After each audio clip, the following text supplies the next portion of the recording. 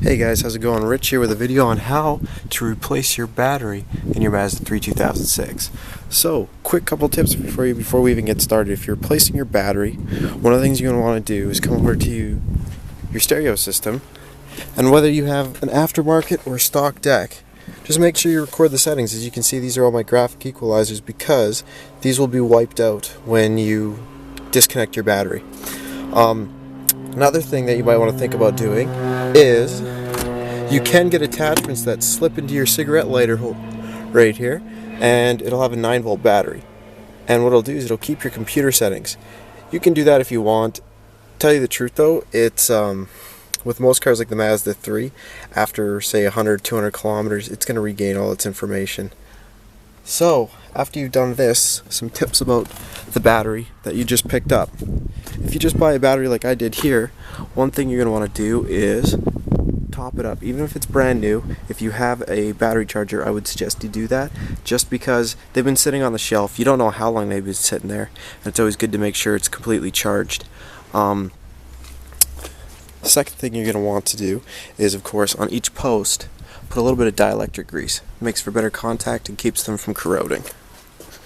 Now when you come to the car here, as you can see I have amps and stuff, I've cut these loose so I can get at the battery holder. There will be a 10mm bolt here. You'll take that off, and there's a 10mm bolt here. You'll take that off. Just take this one off with my fingers. For this you'd probably want a deep socket. This isn't the deep socket, but this is the one we're going to use to take off the terminals. A deep socket is like this. We left it in the car there, but you'll just use a deep socket because of how deep this goes in. So let's go ahead and remove this. Now I know with a lot of the Mazdas, they have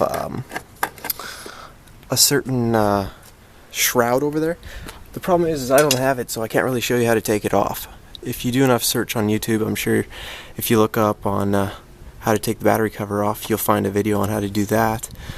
But other than that, so first thing we're going to do, because we're going to disconnect our battery, is you're going to take your negative off first.